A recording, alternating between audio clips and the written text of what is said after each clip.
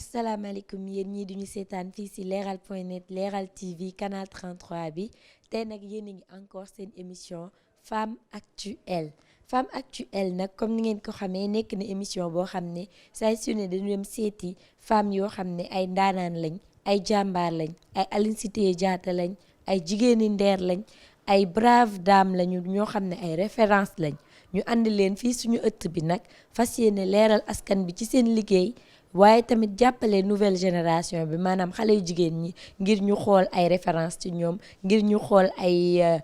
loo xam ne dina mën a changer seen àdduna changer seen gis-gis ba ñu mën a participer ci développement wu dëkk bi tey nag ñu daal di dem toujours dans le monde politique bu ñu nee politique Sénégal nag dañuy suñu xel day dem ci parti bu mag bi mooy les républicains suñu xel daal di dem nag ci républicain yooyu couleur vert blanc bu ñu nee vert blanc rek dañu naan waa PS bu ñu nee waa PS rek xel day dem ci Ousmane Tanor Dieng dañuy njëkkee sax ci Abdou Diouf waaye Ousmane Tanor Dieng nga xam ne moo mujj ci xelu xale yi daal di dem ci ay Khalifa Sall Aminata Mbengue Ndiaye daal di dem ci ténor yu bëree bëri ñu indi nag fii ki nga xam ne mooy la femme leader ki nga xam ne moo yor les femmes khalifistes tey moom lañu dalal fii ñu daal di koy bàyyi rek mu nuyoo balaa ñoo tàmbale waxtaan bi Aïssatou na nga def. maa ngi fi rek di sant yàlla Zeyna di kontaan ci invitation bi di leen nuyu mais di nuyu tamit ñi nga xam ne ñoom ñoo ñuy seetaan di leen nuyu bu baax di leen nuyu suñu tur mais aussi di leen nuyu ci turu Khalifa Sall mi nga xam ne moom mooy suñu njiit maa ngi nuyu askan wi yëpp. ñu bàyyi la nga présenté wu rek wax askan bi yow yaay kan ci parti bi. waaw man de Aïssatou Fall laa tudd bu dee parti socialiste bu tànnoon mën naa wax ne man maa jiite département Dakar ci femmes yi balaa coow li di am ci li nga xam ne moom mooy li ñuy wax social des valeurs ab Khalifa Sall ñu tuddee ñu looy khalifiste man maa jiite li ñuy wax coordination des femmes khalifistes à part loolu aussi mën naa wax ne fii ma dëkk di Grand Dakar maa fi nekk 2e adjointe au maire mais bokk aussi ci li ñuy wax HCCT mooy Haut Conseil des collectivités territoriales mu bokk ci tamit. jërëjëf Aïssatou buñ la laajoon tey kan mooy Ousmane Tanor Dieng lan nga ñuy wax ci gàttal. Ousmane Tanor Dieng mën nañ wax xam nga tout à l'heure yaa ngi wax républicain. mën nañ ne c'est un républicain la woon te nit koo xam ne tamit ku xamoon état la ku gëmoon état tamit te mu jaraloon ko lu ne nit koo xam ne tamit ku mënoon garder secret la nit koo xam ne tamit parti bi. pour mu jëmale ko kanam jaaraloon na ko lu ne parce que Ousmane Tanor Dieng man fi nga xam ne moom laa ko gën a nawee mooy période bi nga xam ne après 2000 bi nga xamee ne dañoo ñàkk pouvoir bi metti woon na ku nekk jaxasoo mais jamono boobu bi may wax la période la plus noire de l'histoire donc du parti socialiste ci la ñu jël Ousmane Tanor Dieng am ci moom estime boo xam ne kenn mënu koo wax ndax boobu la jóg wër Sénégal yépp redressé waat li nga xam ne mooy suñu parti bon loolu moom cofeel googu moom am naa ko ci moom te kooku mooy Ousmane Tanor Dieng mooy ki nga xam ne moom moo gëm parti social ki nga xam ne tamit moo gëm l'état du Sénégal. lu tax Ousmane Tanor Dieng moomu lee jàppalewul Khalifa Sall ci candidature am. waa xam nga loolu tamit ci biir parti bi xam nga bi ñu demee après donc 2012 ñun ñu dem élection Ndakaaru xam nga def li nga xam ne moom la ñuy wax taxawu Ndakaaru en 2013 léegi bi nga xamee ne nag gagné nañu mairie Ndakaaru ba pare xam nga boobu demuñu liste ab Benno Bokk Yaakaar malgré que 2012 ñun parti social dañu demoon ci biir taxawu ci Benno Bokk Yaakaar mais 2013 nag ñoom bëgguñu ñu woon ñu jiitu ndax xam nga 2009 la ñu nekkoon maire Ndakaaru léegi bu problème amee nag problème sax amul woon mën nañ ko wax mais bu ñuy delluwaat élection ñoom ñu am seen liste bopp ñun ñu am suñu liste bopp ça veut dire que problème yi commencé nañ bi ñu demeatee ba mu xaw a sori ci parti bi renouvelé nañ def nañ lépp y avait pas de problème Ousmane Tanor Dieng moo jiite parti bi Khalifa Sall yore li ñuy wax la vie politique du parti socialiste mais xam nga day am période boo xam ne nit ku nekk problème de choix la moom Ousmane Tanor Dieng dafa gëmoon ne il fallait que ñu accompagner waat kii nga xam ne moom moo fi nekk pour un deuxième mandat ñun ñu ne ànd nañoo moom accompagner ko bu mandaam jeexee ñun parti social dañu war a am candidat parce que dans l'histoire du parti socialiste depuis avant Senghor ba léegi Abdou Diouf ak ñëpp on a toujours eu un candidat à des élections présidentielles loolu moo indi suñuy problème mais ñun ay camarades lañ duñu ay noon loolu rek moo indi problème yi. donc ci loolu sax laa ñëw dañoo gis ne Aminata Mbengue Ndiaye moom moo nekk fi mu toll nii ci au conseil des collectivités locales bi ba pare nekk ci intérimu parti bi boobu ba tey ñuy laajte lu tax mu nekk fa boobu ba tey te xam nañ ne texte yi li mu wax mooy 4 ans la normalement intérim te fi mu toll nii buñ ko calculer léegi mu mat 6 ans. waaw loolu tamit problème de texte la mais xam nga tamit loo xam ne dafa am te kenn xalaatu ko woon lu bettaate mooy disparition donc suñu camarade Ousmane Tanor Dieng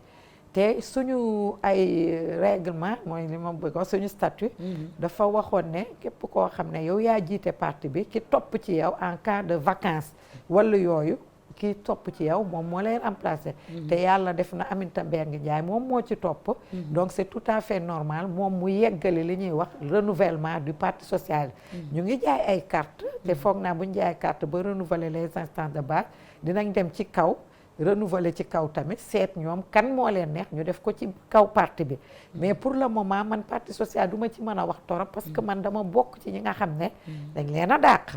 donc bu ma ciy wax sama amouru parti social rek moo tax ma ciy wax mais ñun nous sommes des khalifistes des sociales de valeur mais nous sommes toujours des socialistes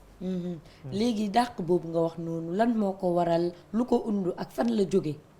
waaw parce que dañu ne indiscipline la parce que ñun xam nga dañu defoon suñu choix ne ñun dañuy ànd ak Khalifa pour nekk candidat surtout d'abord aux élections législatives ñu jóge fa tamit ne dañuy dem candidat aux élections présidentielles avant loolu nag ñu gis ñun ni ñuy doxalee au niveau de la paix ab suñu option bi ñu jël ci lañ décider au niveau du parti dàq ñu mais dàq boobu ba pare man je dis que c'est pas légal parce que suñu parti dafa am ay statut dafa am ay textes parce que nit bala nga koy dàq da nga ko war a entendre te comme loolu amul ñun dañuy considérer ba tey ne loolu erreur la dàq ñu et je pense que dina am période boo xam ne xëy na dootul yàggati dinañ woo waxtaan ñun ñu jël yi nga xam ne moo ñu jaxase woon teg ko fee ñu àndandoo liggéey parce que à l'intérieur du parti ñu ci bari loolu la ñu bëgg fi mu ne nii te Tanor mii ma xamoon ko xam naa ne bu ko yàlla mayoon mu dundaat loolu la doon liggéey. Aminata Mbengue Ndiaye gis nañ ni que fi mu toll nii ma répété waat ko rek moo yor au conseil des collectivités yor parti bi boobu ba tey bi Tanor làqoo ba tey est-ce que gisoo leen ne li tax mu bañ fee jóge bokk na ci doole bi nga xam ne moom la ko parti bi jox moo tax ñu jox ko au conseil des collectivités locales. waa xam nga mën nañ wax ne ki remplacé Tanor te Tanor nekkoon président HCT c'est tout à fait normal bi nga xamee ne Aminata Mbengue moo ko remplacé ci direction parti socialiste ñu joxaat poste boobu ki nga xam ne mooy Aminata Mbengue Ndiaye mais pour li nga ko waxee renouvellement yi moom ñu ngi ci te bu ñu renouveler ba pare dañuy dem congrès te congrès moom mooy décider ne diw mooy nekk secrétaire général du parti mën na doon moom mais mën na doon tamit keneen bu ñu demee ci congrès bi est-ce que Khalifa Sall ak ñoom Barthélémy Diaz ak ñoom Mbaye Ndiaye ñoom ñoo ñëpp dinañ ci bokk. non li ma mën a wax mooy ñun Khalifa la ñuy déglu. nous sommes des socialistes et Khalifa moom fu mu toog danaan je suis socialiste. te kenn mënu ma cee dindi. mais pour le moment man mënu ma cee wax ndax damay déglu nag sama leader par discipline. ci discipline boobu la ñuy ñëw gis nañ ne que yéen xalifistes yi depuis Khalifa Sall dem palais wuy ji président Macky Sall ba tey defoo leen bruit defoo leen tintamarre ci yenn activité ngeen nekk actuellement. waa xam nga tamit dafa am loo xam ne daf ñu bett muy pandémie bi yaakaaruñu woon ne dina am ampleur bi ci Sénégal bi mu ñëwee wax dëgg yàlla le président de la République di woote woo ki nga xam ne moom mooy Khalifa Sall malgré que Khalifa Sall mën nañ ne mouvance la am. amul parti buy fonctionner normalement mais mu boole ko ci ñi muy woo malgré que am nañ ay problème loolu tamit sak la moo tax tamit bi Khalifa demee déglu ko jox ko tamit li nga xam ne moom la xalaat par rapport ab solution ci pandémie bi te yaakaar naa ne solution yooyu dégg na ko bu baax depuis boobu nag ñun tamit nous sommes des républicains comme ni nga ko waxee dañoo gëm république dañu gëm l'état du Sénégal ndax ñun nous sommes des Senghoriens loolu moo tax bu ñu xasee ba dem wuyu ji rek dañuy déglu ki nga xam ne moo ne c'est le général de la guerre dañ koy déglu pour le moment mu gouverner mu gérer waaw loolu moo tax déggu leen ñu mais ñun sur le plan interne quand même ñu ngi gisante ñu ngi waxtaan loo xam ne mënuñu koo wax ci kaw ndax nit nag fa muy dem mënoo koo wax mais daal am na foo xam ne ñu ngi ci te bés bu ñoree li nga xam ne moom la ñuy togg bés bu ñoree bu soobee yàlla di ngeen xam fan lañ jëm en tant que femme politique nga jiite mbooloo bu toll nii les femmes khalifistes lan ngay wax tey femmes yi nga xam ne jeunes yi nga xam ne tey bëggoon nañ nekk fi nga toog di jiite ay mbootaayu politique dugg ci politique bi gérer lu bëree bëri ci askan bi ci dundu askan bi. waaw li may wax d'abord mooy que ñun xam nga dañu nekk opposition te opposition metti opposition pour nga mën ko dékku il faut nga am dignité il faut tamit nga am gëm-gëm parce que am na engagement boo xam ne boo ko amul rek doo dem donc par rapport ak ñi nga xam ne ñooy xale jigéen tey dugg ci politique liñ leen di wax rek mooy nit da ngay am gëm-gëm bul jiital solution de facilité parce que facilité mooy nga fekk toujours parti au pouvoir ne moo gën a yomb nga dem fa lépp looy fooy dem rek na nga ko gëm parce que nit da nga war a am ay valeur ay principe yoo xam ne moom moo lay jiital ci sa choix loolu bu la jiitalu rek foo dem ëllëg da ngay juum donc je leur demande xale jigéen ñi surtout nañ ñu bëgg a dugg ci politique nañ dugg ci politique parce que politique déjà daf lay permettre fi nga dëkk nga leen di jàppale di xam seen soxla di leen ci jàppale di régler seeni soxla c'est pas des moyens seulement parce que nit mën na soxla këyit wala dara nga jàppale ko ci wan ko yoon wi foog naa ne loolu mooy politique loolu mooy politique donc dañuy wax xale yi da leen politique lu baax la nit ñi ñoo ko bonal rek mais ñun ñii di def politique xam nañ ne politique lu baax la pour la société parce que da ngay liggéeyal sa gox da ngay liggéey en général sa société loolu mooy def politique fi mu toll nii lan mooy sa ambition politique tey en tant que femme nekk ci opposition bi nekk républicaine ba pare nekk ci mën nañ ko wax coalition boo xam ne sax républicain yi xajaluñ leen lan mooy sa ambition politique dëgg-dëgg. waaw de manière générale mën naa wax ne ñun sax duñu républicain mais pas républicain APR. donc nous sommes des socialistes mais gëm la république. loolu moo tax boo ñu waxee républicain dinañ ko nangu. mais li ma mën a wax mooy suñu ambition tey. mooy ñëw ci réew mi jël réew mi avec Khalifa Sall pour li nga xam ne moo fi am ay yàqu-yàqu depuis 2000 bi fi parti socialiste jógee ñun ñu yàqu-yàqu yooyu ñu defaraat ko parce que mën nañ wax ne peuple sénégalais sonn nañu torop ci domaine yëpp sur le domaine économique sur le domaine de l'éducation sur le domaine de la santé ci domaine yu bari yoo xam ne surtout domaine de logement domaine de l'eau yëpp dañ ci sonn te ñun en tant que xalifiste xam nañ ne xalifa bi ñu ko jiitalee woon Ndakaaru xam ngeen ne xar kanamu Ndakaaru mi ngi doon changé ci boo gisee tey pavage xalifa moo ko indi tey ñoom dañuy tricher bu fekkee ne la lait à l'école xalifa moo ko indi woon moo leeralaat dëkk bi xalifa lu bari moom daf ko defoon ci Ndakaaru te mën naa ne loolu ci Ndakaar rek la ko def te buñ ko bàyyi woon moom mu def loolu ci Sénégal bu élection yee bu ko fi defoon foog naa ne sénégalais dinañ xam kan mooy xalifa te dinañ am tamit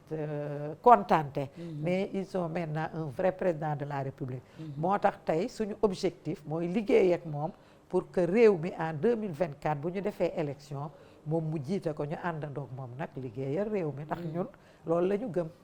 lan nga mën a wax sénégalais yi jamono juñ toll ci Khalifa Sall ci ay jikko depuis mu génn boor bali ba tey loo xam ne nii sénégalais yi dinañ ko mën a gis te mu mën leen jëriñi ci fal boobu ngeen bëgg koo fal 2024.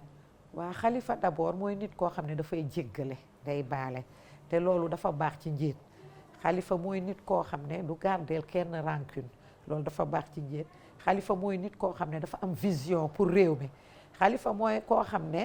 mën nañ ne c'est un Senghorien c'est un socialiste pur et dur donc kooku bu yoree réew mi foog naa ne dafay yërëm askan wi mooy nit koo xam ne dafay yërëm askan wi te tamit du jël ambition rek tax parce que boo xoolee Khalifa moom bi ñuy dem élection deuxième mandat bi mooy 2013 dafa ne woon waa Sandaga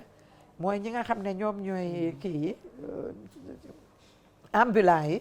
ne leen lii dinaa ko liggéey bu fekkee ne dina jar sax ma bañ a am un deuxième mandat pour Dakar sax jaral na ma ko. mooy nit koo xam ne jëlul ambition boppam jiital ko mais réew mi moo ko jiital. donc kooku mooy Khalifa Sall te am compétence nag comme ni ma ko waxee ci Ousmane Tanor Dieng mu xam nag luy état Sénégal te bëgg ko parce que nekk na ci député plusieurs fois nekk fi ministre plusieurs fois donc kooku boo ko joxee réew mi foog naa ne dina ko mën a gérer te ànd ceeg nag yërmande parce que njiit moom dafay am yërmande. yaa ngi wax sànq ba tey Senghorien lan moo tax duma dégg ngay wax ci Abdou Diouf. waaw parce que je pense que Abdou Diouf c'est un Senghorien parce que ñun du ñu topp nit ndax yow nit koo ngo xam nga dafa am ay valeurs yoo xam ne ci lañ jàng parce que suñu parti socialiste benn nit moo ko créé ab groupe am mooy Senghor moo tax ñun on se dit Senghorien. Diouf j'espère qu'il est Senghorien mais ñun Senghor la ñu gëm. waaw léegi gis nañ ne que Barthélémy Dias mu ngi def ay génn yoo xam ne ñu ngi koy wax ne que dafa bëgg a jël mairie beeg yu ni mel. yéen fi mu toll nii est-ce que yéen a ngi waajal élection locale yi ndax am ngeen liste wala ndax am ngeen njiit boo xam ne moom ngeen fi nar a teg yooyu yëpp tey bëgg nañ ngeen leeral ñu ko fii.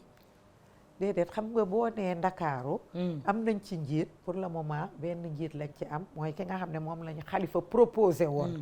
muy madame le maire Soham El Wardini ma ci profito jigéen ju mën góor la jigéen joo xam ne tey jii li muy liggéey foog naa ne góor ñu bari mënuñu ko parce que remplacer Khalifa c'était pas du tout facile mais madame le maire mi ngi def loo xam ne dafa raw sax suñu njort parce que tey jii surtout ci pandémie bi madame le maire li muy liggéey non man damay toog ba ci yàgg ma gën a am estime ci moom parce que nag jàmbaar la comme moom mi ngi liggéey ñun tey suñu objectif mooy bunge ko parce que nous sommes à la ville de Dakar bokk ci bureau municipal donc dañ koy bunge accompagner ko ba mu yeggali mission boobu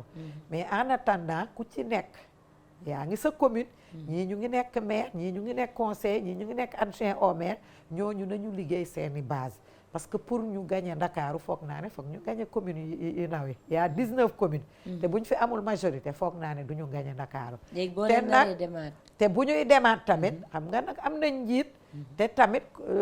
coalition lañu parce que du socialiste rek ñoo ci nekk am na waa AFP yi ku mel ni Cheikh Gueye mi ngi ci am ñeneen ak ñeneen donc dañuy toog waxtaan ñu ne kat nii la ñuy demee mais pour le moment amuñu candidat mais dañuy accompagner rek ki nga xam ne moom nag mooy madame le maire mais ku mu neex nag mën nga am ambition wax dëgg yàlla c'est tout à fait naturel. léegi fi mu toll nii est-ce que yéen bu ngeen doon demaat 2024 da ngeen di génn ci Benno Bokk Yaakaar wala da ngeen di des toujours foofu te teg seen njiit ne moom moo fay doon kilifa. waaw parce que tey boo ma waxee ci mbirum parti socialiste. xamaguma lan la ñuy décider. parce que parti social aussi dafa am ay règles toujours bu nga xamee ne dañuy dem élection dañuy def li nga xam ne mooy congrès d'investiture seet ki nga xam ne parti bi moom la d'accord comme président ñu investir ko mais j'espère que ñoom 2024 ils auront un candidat purement socialiste mais ñun en tant que socialiste des valeurs en tant que khalifiste bu ci yàlla àndee dinañ am suñu candidat et nous voulons que candidat boobu ci yàlla àndee mu doon Khalifa parce que nous pensons que Khalifa est le meilleur candidat même du parti socialiste. léegi en tant que femme nga jiite mbooloo femmes yu bëree bëri xam naa di def activité yu bëri lan mooy sa gis-gis tey ci femmes yi nga xam ne dañuy bañ a politique ak dañuy nekk tuddee seen bopp ay féministes ak yu mel noonu. waaw même féministes yi. je pense ak di woote ay leadership ak yooyu noonu. loolu yëpp tamit seen choix la. mais je pense que àddina politique daf ci am solo. comme ni ma ko waxee politique comme niñ koy waxee rek c'est l'art de gérer la société comme niñ koy waxee. mais pour nga bokk ci instant de décision yi. mais il faut que nga dugg ci politique. parce que sinon da ngay def sa bopp à l'écart te loolu baaxul. parce que tey jii ñun li tax ñuy politique. bu fekkee ne ñu ngi ci suñuy maire kenn du décider dara te bokkuñu ci suñu mbootaay yi kenn du décider dara te boolewuñ ci bu ñu demee ci sphère bi nga xam ne moo nekk ci kaw mooy HCCT ñun dañ ciy bokk di décider moo tax ñuy demander que femmes yi ñu dugg ci li nga xam ne mooy politique parce que politique boobu dina leen permettre au-delà de femmes de développement yi ñu bëgg a doon mais ñu jàppale askan wi parce que boo nekkee ci instant de décision foog naa ci ngi mën a gën a jàppale sa mbokk jigéen ñi parce que tey man maa ngi mairie nekk fa presque di représenter ay jigéen donc soxla jigéen yooyu man loolu daf may ciy am possibilité jàpp leen ci mairie Dakar mais jàpp leen aussi ci mairie Grand Dakar moo tax politique baax seen diggante ak Barthélémy Dias laa bëgg a xam fi mu toll nii non Barthélémy suñu xarit la Barthélémy nit koo xam ne la ñun dañ ko naw parce que mooy nit koo xam ne ku am fit la nit koo xam ne depuis xeex bi mësula daw mësul dellu ginnaaw donc ñun dañuy am cofeel ci moom te toujours di ko encourager nag quand même parce que Barth nag wax dëgg yàlla suñu rakk la suñu doom la donc dañ koy ñaanal rek yàlla gën ko may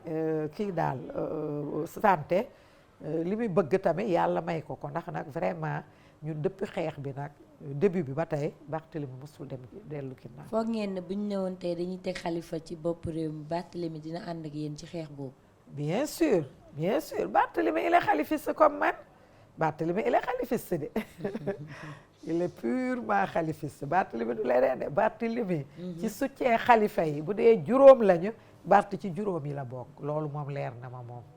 kon baax na te leer na askanu leer na moom waa léegi ñu wax la rek tey nga joxe sa dernier kàddu ci émission bi ak tamit nga wax surtout ay jikko yi nga xam ne gis nga ko ci madame le maire pour les jeunes filles yi nga xam ne buñ sañoon tey ñoom ëllëg ñu doon ay maire de Dakar. waaw parce que madame le maire bi nga xamee ne moom remplacé na Khalifa Sall honneur la woon ci ñun temps boobu metti woon na ndax Khalifa xam nga mooy suñu lépp mais yàlla bu dogalee da nga koy nangu léegi bi Khalifa porté son choix sur elle ñun jigéen ñi loolu daf ñoo neex parce que c'est la première fois li day ni maire Ndakaaru jigéen jiite ko loolu donc sac la pour képp kuy jigéen te xale jigéen it comme ni ma ko waxee tout à l'heure nañu dugg ci politique nañuy dugg ci pour bokk ci instant de décision yi parce que madame le maire de sac la au niveau du Sénégal mais au niveau de l'Afrique mais aussi au niveau international parce que fépp fu mu dem ci station bu mu dem madame le maire bu waxee nit ñi dañ koy jox gëddam parce que elle est respectable te madame le maire dafa am compétence boo xam ne am na sax góor yu ko amul donc loolu moo tax may wax jigéen xale yu ndaw yi nañu jàng bu baax mais tamit dugg ci li nga xam ne mooy politique pour ëllëg ñu doon comme madame la maire parce que kat jiite Ndakaaru te jigéen jiite ko am ci réussite bii muy def am ci succès bii ab compétence yi muy am foog nga am xam-xam donc ma leen di ñaan ñu jàng mais aussi ñu dugg ci li nga xam ne mooy politique pour mel ni ëllëg comme madame la maire ma koy félicité waat vraiment di wax ne madame la maire ñun dañu am ci moom satisfaction parce que au-delà de li nga xam ne moom moo jiite mairie bi daf ñu boot ñun ñëpp les xalifistes muy jigéenu xalifiste muy xalifiste tout court donc ñu ngi koy ñaanal te dinañ ko accompagner pour mu yeggali sa mission ban kii rek kàddu rek ngay tàggoo tey toutes les femmes actuelles yi la nar a seetaan ak téléspectateurs yu leral.net ak ñëpp ñi nekk ci parti socialiste ak les xalifistes.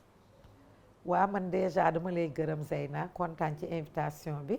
di wax ne kàddu yi bu fekkee ne am na rëq-rëq ci man la maa ngi jéggalu te bu ma sañoon dinaa gën a leeral mais politique la wax naa li nga xam ne moom laa xalaat man bu may wax je parle avec passion noonu laa mel te di wax rek ne jigéen ñi nga xam ne ñoo ñuy seetaan di leen wax ne nañu gën a jàpp parce que réew mi tamit jigéen ñi dañ fi am seen place parce que au-delà que am nañ maire boo xam ne jigéen la ci Ndakaaru amoon nañ premier ministre benn ñaari yoon boo xam ne am nañ ko ci réew mi nañu gën a góorgóorlu ba ëllëg fépp foo xam ne wax nañ benn góor ñu wax fa benn jigéen parce que foog naa ne am nañ compétence boobu te heure boo gisee jigéen rek jigéen dafay impliqué wu ci lépp loo xam ne rek pour réew mi la man seetlu naa loolu ne fépp foo xam ne jigéen boole nañ ko wala mu boole boppam ci benn xeex rek jigéen ba dafay am ndam ndax dafay dem avec beaucoup d'engagement avec beaucoup d'implication may ñaan ñu continuer loolu ni ñu mel ñu gën a xarañ yàlla nañu yàlla jàppale kontaan naa trop encore ci invitation bi te di ñaan ñu dellu si waat beneen invitation parce que dafa gàtt sax ci man mais yàlla baax na ma leen di gërëm bu baax a baax di ñaanal encore Khalifa yàlla may ko ndam ba nga xam ne mu jiite réew mi pour l'intérêt seulement des populations sénégalaises. jërëjëf kon dégg ngeen kàddu yu rafet yooyu nga xam ne Aïssatou suñu femme actuelle bi moom la tàggatoowee ak askan bi ñu nekkoon tey ci seen émission femme actuelle invité woon rek une brave dame boo xam ne c'est une khalifiste, c'est la leader des khalifistes dégg ngeen ko lu mu waxtaan ci wàllu jamono ji fi ñu toll ñoom waa PS ak waa ñi ànd ak Khalifa Sall ci politique jamono ji ci Sénégal. ñu leen di remercier yéen ñëpp téléspectateurs yi nga xam ne yéen a safoo di seetaan seen chaîne Leral TV canal 33 ci TNT bi di remercier aussi Fanta Diallo bu baax a baax prési di remercier aussi Serigne Bass Diène fële sa Yoff APEXI di remercier techniciens yi bu baax a baax ak toute l'équipe la jeune équipe de Leral.net Leral TV jërë ngeen jëf